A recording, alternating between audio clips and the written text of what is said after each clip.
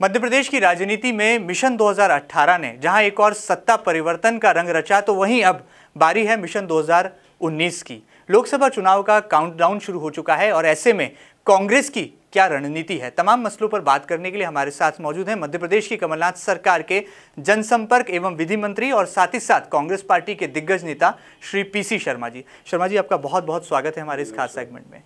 आमतौर पर पीसी शर्मा जी के आपने बेबाक बयान सुने होंगे और राजधानी भोपाल की सड़कों पर उन्हें तत्कालीन भाजपा सरकार के खिलाफ हुंकार भरते देखा होगा, लेकिन अब बारी है क्योंकि अब वो सत्ता में है और मिशन 2019 की कसौटी पर है पूरी की पूरी कांग्रेस पार्टी।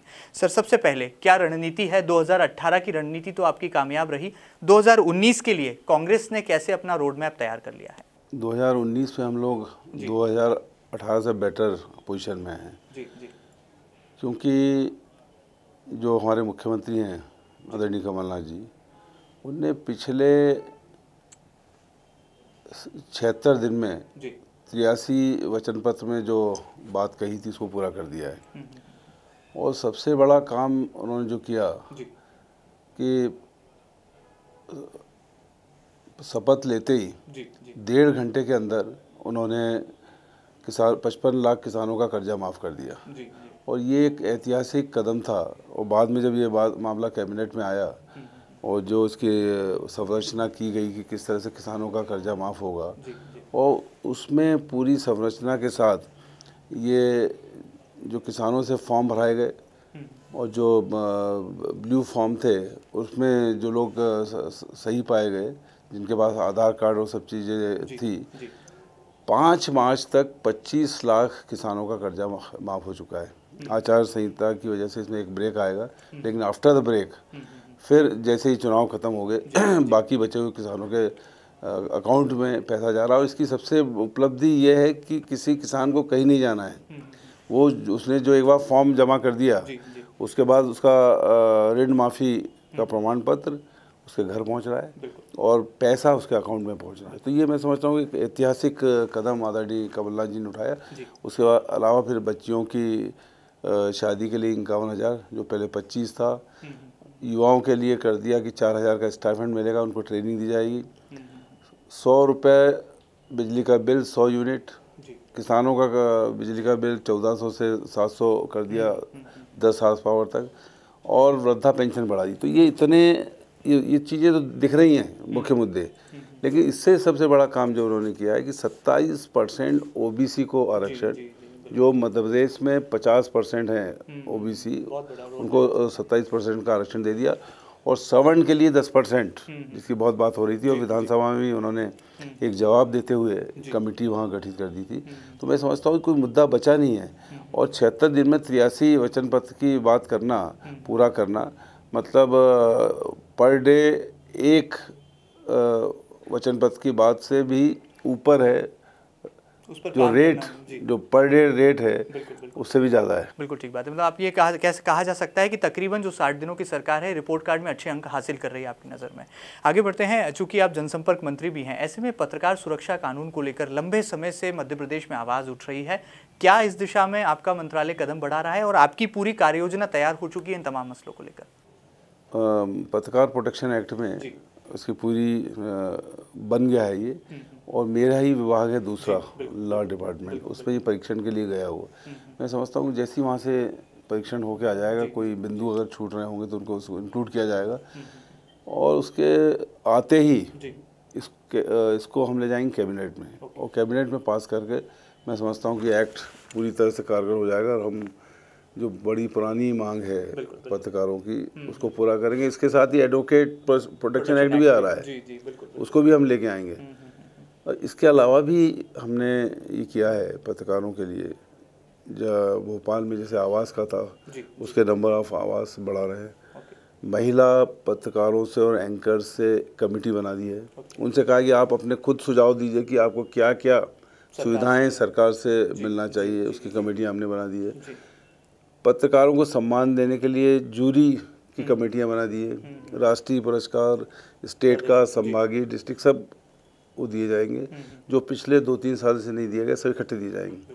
तो मैं समझता हूँ कि काफ़ी कुछ हम पत्रकारों के लिए कर रहे हैं। चलिए, बड़ी बात है। यहाँ पर काफ़ी सारे क्रांतिकारी कदम जो है मध्य प्रदेश की सरकार उठा रही है, ऐसा कुछ कहना है मध्य प्रदेश के जनसंपर्क मंत्री श्री पीसी शर्मा जी का। सर, थोड़ी सी राजनीतिक चर्चाएं कर लेते हैं, चूंकि मसला ये चुनाव आचार संहिता लगने के बाद तेज हो चला है, बयानबाजी बहुत तेज हो रही है। कहा जा रहा है बीजेपी लगातार प्रहार कर रही है। जिस तरह से राजधानी में विवेकानंद पार्क को लेकर जो राजनीतिक मुद्दा गरमाया, आपने कहा कि अब टकराव होगा, उसके बाद पूर्व मंत्री विश्वास सारंग ने भी मोर्चा संभाला। ये तमाम राजनीतिक घटनाक्रम दिनों दिन बढ़ रहे हैं, इसको किस नज़रिए से देखा जाए और कैसे आप लेते हैं आने वाले समय? जी जी जी, इनने टकराव किया मतलब शासन ने कोई काम किया है तो शासन पहले का हो या बाद का हो, शासन होता है, श्रेय लेगा। और शासन ने जब किया है तो उसका विधिवत जो शुभारंभ शासन करेगा या शासन का प्रतिनिधि मंत्री करेगा।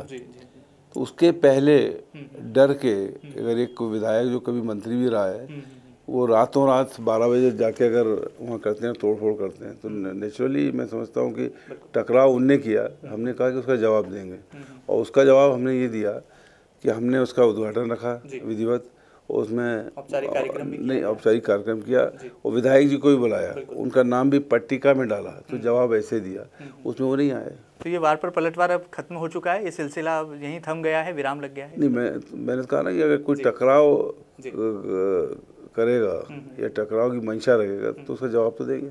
चलिए, बड़ी विभाग बात अपनी रखते हैं और राजनीति में अपनी विभागी के लिए भी जाने पहचाने जाते हैं मध्य प्रदेश सरकार में मंत्री श्री पीसी शर्मा जी। सर, शिवराज जी के बारे में आपका क्या ख्याल है? पिछले दिनों किसानों को लेकर शिवराज जी ने एक बड़ा आंदोलन किया। मध्य प्रदेश में पूरी तरह से भारतीय जनता पार्टी ने जिला मुख्यालयों पर हल्ला बोला। इंदौर की बात करें, जो कि व्यावसायिक राजधानी भी है मध्य प्रदेश की, शिवराज जी खुद आए, कहा कि ये भी ट्रेलर है, पिक्चर अभी बाकी है। किस ट्रेलर की बात कर रहे हैं, किस पिक्चर की वो बात? मैं पूछना चाहता हूँ कि इन्होंने जो कुछ भी किया तो किसान कहाँ है वहाँ पर? किसान तो ऋण माफ़ी उनकी हो रही है तो वहाँ लगा हुआ है, अपनी नई फसल में लगा हुआ है। ये तो इनके ही जो नेता थे और कार्यकर्ता वो आए। और दूसरी बात, आप 15 साल तक किसानों के लिए कुछ नहीं कर पाए। आप कहते रहे कि किसानी को हम लाभ का धंधा बनाएंगे, न तो लाभ का धंधा इनने जो किसानी की उसमें तो हुआ, लेकिन किसान 15 साल का रिकॉर्ड उठा लीजिए, हजारों किसानों ने आत्महत्या की है। तो मैं तो पूछना चाहता हूँ, ये जो 60-70 दिन में बता दीजिए एक किसान ने भी कोई आत्महत्या की हो, क्योंकि किसान को लग रहा है कि अब उनकी सरकार आ गई है और इतने लोगों का कर्ज माफ़ हो रहा है, बिजली का बिल आधा हो रहा है, और 1000 रुपये पेंशन भी 60 साल से ऊपर के किसान को दी जाएगी। इनने केंद्र सरकार ने घोषणा की थी कि हम 6000 रुपये देंगे, उसमें पहली किस्त 2000 रुपये देने वाले हैं, वो भी आज तक दिए नहीं गए। तो कुल मिला के जब 15 साल में आप कुछ नहीं कर पाए किसानों के लिए, तो अब ये धरने प्रदर्शन कुछ होने वाला है क्या? किसान तो अब ऋण माफ़ी कराएगा, उसकी क्रय शक्ति बढ़ेगी, वो खरीद फरोख्त करेगा, उद्योग चलेंगे, व्यवसाय चलेंगे, और इससे मध्य प्रदेश की माली हालत ठीक होगी। क्योंकि किसान की जब क्रय शक्ति बढ़ती है तभी जाके धंधे और उद्योग चलते हैं। और सबसे बड़ी बात इस पूरी जो किसान ऋण माफ़ी योजना है, इसमें कोऑपरेटिव बैंक में कभी इकट्ठा पैसा नहीं आता था। कोऑपरेटिव बैंक की हालत हमेशा जर्जर रहती थी। तो पहली बार इकट्ठा पैसा कोऑपरेटिव बैंक में आएगा, जिससे कोऑपरेटिव बैंक मजबूत होंगे, कोऑपरेटिव जो पद्धति है वो मजबूत होगी। इसमें आम आदमी को, किसान को, मजदूर को, सबको फ़ायदा हो, जो वहाँ से पैसे उधार लेके अपना काम चलाता है। बड़ी बात। राजनीतिक मुहाने पर है, चूंकि अब इन दिनों पूरी सरगर्मियां तेज़ है लोकसभा चुनाव की। ऐसा कहा जा रहा है कि राजधानी भोपाल में एक अच्छे चेहरे की तलाश कांग्रेस पार्टी को है। तो क्या ये अच्छा चेहरा पीसी शर्मा जी का भी हो सकता है, और क्या आप इस चुनौती के लिए तैयार खुद को मानते हैं? नहीं, मैं चुनौती के लिए तो हर बार तैयार रहता हूँ। पिछली 2014 का जो सबसे डिफ़िकल्ट चुनाव था उसको मैं लोकसभा लड़ा हूँ, और जिस सीट से मैं जीत के आया हूँ ये बहुत ही मुश्किल की सीट थी, जिसमें 15 साल से एक व्यक्ति मंत्री था, उसके पहले महापौर था। तो हम वो चुनौती का मुकाबला किया और आज यहाँ आपके बीच में बैठे हुए हैं। लेकिन कांग्रेस उसमें मैं नहीं समझता कि कोई भी पार्टी, चाहे कांग्रेस हो या बीजेपी, इस समय किसी भी विधायक को चुनाव लड़ाने के मूड में दिख नहीं रही है। और जो भी चेहरा आएगा अच्छा ही चेहरा आएगा इस समय, और कांग्रेस की पोजीशन इस समय बहुत मजबूत है। और उसकी दो वजह हैं। एक तो 2014 में नरेंद्र मोदी आए थे, उनको एक प्राइम मिनिस्टर कैंडिडेट डिक्लेयर किया था बीजेपी, तो लोगों को बड़ी आशाएं थी। उन्होंने कहा भी था कि 15 लाख हर एक के अकाउंट में आएंगे, उन्होंने कहा था कि 2 करोड़ नौकरियां मिलेगी, न तो 15 लाख मिले, न 2 करोड़ के हिसाब से 10 करोड़ लोगों को, युवाओं को रोजगार मिलता, वो नहीं मिला।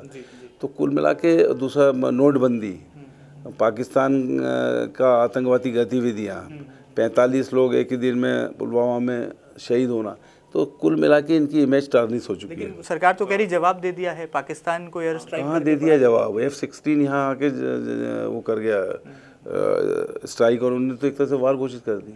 हम तो केवल किस तरह से बचने की कोशिश की है, हमारी सेनाओं ने पूरी ताकत से जवाब दिया, लेकिन इनकी रणनीति जो है, जो राजनीति, जो पॉलिटिकल मूवमेंट होना था, वो फेल हुआ है। और इन सब वजहों से, क्योंकि भाई आप तो कहते थे कि हम एक सिर के बदले में 10 सिर लाएंगे, 10 तो चले गए हमारे, एक आज तक नहीं आया। तो कुल मिला के हर फ्रंट पे सरकार केंद्र की फेल हुई है, वो हुआ। और दूसरी तरफ मध्य प्रदेश में कमलनाथ जी की एक बढ़िया सरकार है और एक कमलनाथ जी का एक चेहरा है, तो हम तो 29 में से 29 सीट जीतेंगे मध्य प्रदेश के अंदर। चलिए, जाते जाते क्या कहना चाहेंगे? रणनीति आपने साफ कर दी, आपने यह भी कह दिया कि कोई विधायक ऐसा मुश्किल है, ऐसे समीकरण नहीं बन रहे कि लोकसभा चुनाव लड़ेगा, लेकिन आने वाले दिनों में जनता किस तरह से कसौटी पर रखे मध्य प्रदेश की कमलनाथ सरकार को, और 60 दिनों का जो रिपोर्ट कार्ड आपने पेश किया है, इसके आधार पर कितनी सीटें जीतने का दावा यहाँ पर कांग्रेस पार्टी करती है मध्य प्रदेश? कमलनाथ जी का जो एक सबसे बड़ा जो इस समय है काम करने का तरीका, एक छिंदवाड़ा मॉडल की किताब एक पत्रकार जी की विमोचित हुई थी, उसमें हमने देखा कि छिंदवाड़ा मॉडल में सब चीज़ें तो हैं, विकास है, सड़क है, इंडस्ट्रीज़ हैं, लेकिन सबसे बड़ी बात है कि वहाँ एक भी युवक या युवती छिंदवाड़ा का बेरोजगार नहीं है। उसको छिंदवाड़ा में, प्रदेश में, देश में या विदेश में रोजगार मिला है।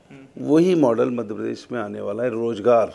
और उस रोजगार में उन्होंने शुरू कर दिया है कि एयर सर्विसेज को इंदौर और भोपाल से पूरे हिंदुस्तान के बड़े शहरों को जोड़ने का शुरू कर दिया है। दुबई से जोड़ा जा रहा है। लेकिन ये रोजगार को लेकर बैंड बाजा की ट्रेनिंग देने के ऊपर मुद्दे पर बहुत बवाल मच रहा है। बीजेपी बार बार आरोप लगा रही है कि ये युवाओं का मजाक है, बेरोजगार। ठीक है, पकोड़े से बेहतर आप पकोड़े से बेहतर है, क्योंकि बैंड बाजे की स्थिति ये है कि मैं समझता हूँ कि जो इसमें जो चाह रहा है, इसमें गाय को संभालने की भी ट्रेनिंग है। गाय है मेजर वो, क्योंकि हम गौशाला बना रहे हैं, गाय को हम गौ माता मानते हैं।